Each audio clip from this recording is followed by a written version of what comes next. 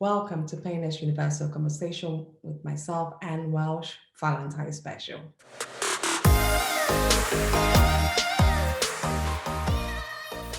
Today I'll be talking to Olivia Brim. Olivia Brim is based in North Carolina. She'll be telling me all about Valentine. What does it mean to her? She's had a turbulent journey in her own relationship. She's been married, but now she's found a wonderful and a true love. How did that happen? She'll also be telling us about what they have in common and why she really truly believes this is the one. Finally, I'll be asking her a message of advice for those who be spending Valentine alone. We know how lonely Valentine can be, especially you see everyone talking about how loved up they are on this special day. And many people will be spending their time alone. She's done that.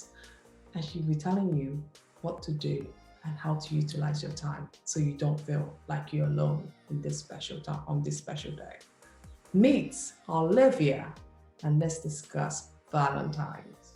Hello everyone and welcome to Painless Universal Valentine's Special. I have Olivia here with me. She's based out in North Carolina, USA. And she'll be telling us about what Valentine means to her. Olivia, how are you? Good. How are you doing? I'm well. I'm well. It's a special day. It's a day of love. So I'm really excited about it. And yeah, I'm well. Good. And how are you doing?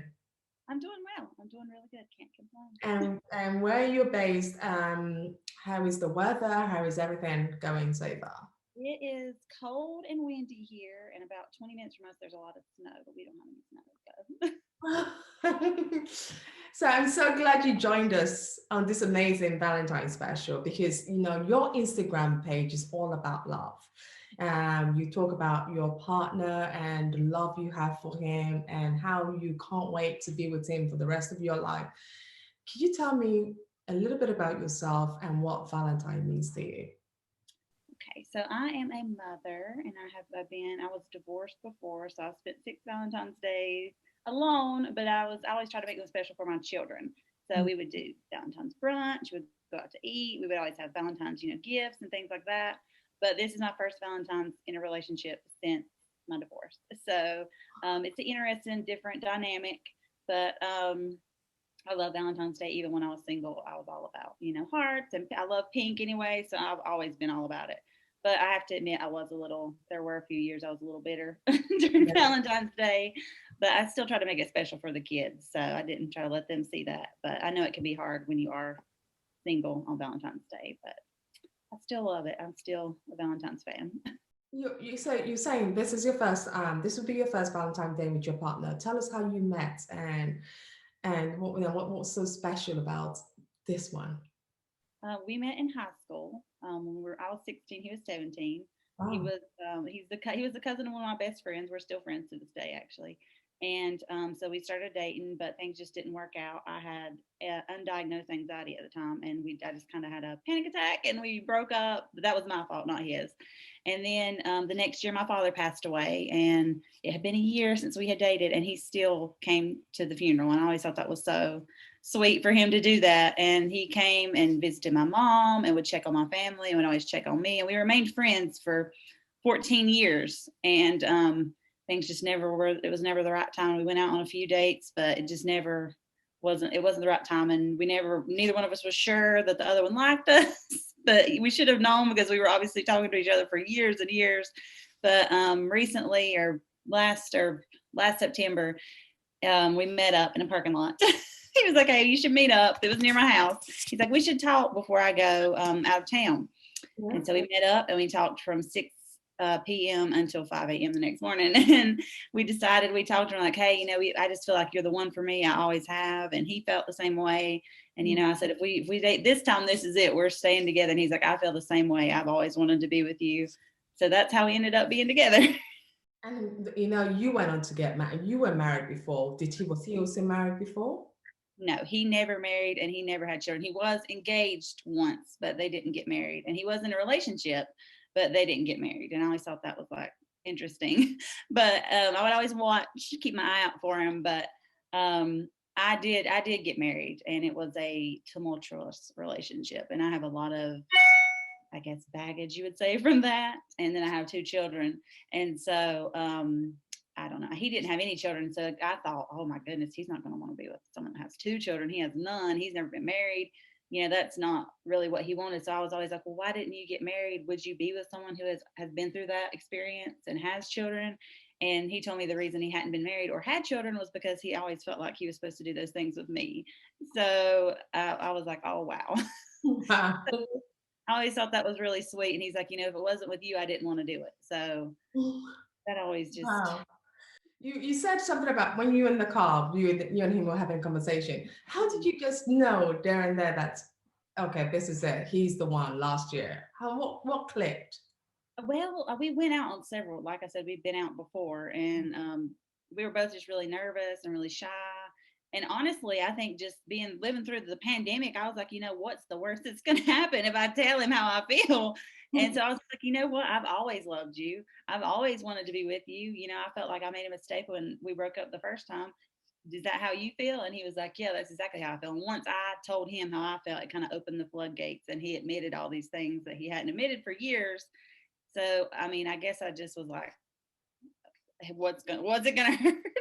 What's So the I worst just that kind can of, happen anyway? So yeah, might as well just say it. yeah. With the pandemic and everything going on in the world right now, what would be Mhm. a perfect Valentine with pandemic? Probably, I think we're just going to probably get takeout or maybe cook something. I'm not sure what he has in the works. I haven't asked him. I have been working on that. I'm a control freak, so I have to be like, let him handle things and not want to plan everything by the minute. So I don't know. He's a lineman, so he works out of town. So he's off that day. He made sure to be off. So I'm excited about that fact because he's usually in and out of town a lot. So Mm. I think we'll probably just get takeout maybe and go for a drive. Maybe if it's snowing, maybe go to the mountains, probably just watch a movie. But to me, this is like amazing Valentine's Day because, like I said, I've been single for 6 years. So I'm just anything we do is like great. And three things you and your partner have in common. Now you've met him and you've known him for a very long time, but now you're solidified. What are three things you would say you both have in common? I think that we have in common, first of all, a sense of humor because we've been through a lot in our relationship. We've had a lot of like health issues, and then he had coronavirus. I had coronavirus. Like everyone in my family had it. Then my kids have had some issues, and so no matter what we're going through, we try to always like joke and like he always makes me feel calm and helps me with my anxiety and things. But that humor is like so necessary and needed for me. Like I need that, and no one else really has had that sense of humor like that I was seeking until him. So I think we have the same sense of humor, and Yeah. I think we have the same priorities. Like we're really both close to our families, and he's really close with his mom and dad, and I'm really close with my mom. And that's been an issue in prior relationships is how close I am with her and how I like am with her a lot. But he understands that, and he went and saw her of his own choice, so they get along really well. So that's good. And then third, I would say we have the same upbringing because I was an only child and he has a sister, but she's a lot older than him. She's 16 years older than him. So he was kind of brought up, I guess, as an only child. Mm. So we both have that in common as well. So we have a share of a lot of the same experiences. Oh, wow, that's really good. So many people, honestly, on a final question, so many people on this Valentine's Day will be spending, the day alone, and not through choice, their choice, but through the pandemic. They can't travel to see their loved ones, or they haven't met someone special. And there you are, during this pandemic, you met someone lovely. You've been single for many years, but all of a sudden and not just that, not just someone special, you met your soulmate. What words of advice would you give to someone who's struggling right now and not believing there's hope? I would say don't give up because honestly, I had given up, and I thought there's no one who's going to want to be with me and my anxiety and my children and all my baggage from previous relationships. But I feel like there is someone out there for everyone, and even though things can look bleak and you may be by yourself, don't give up hope.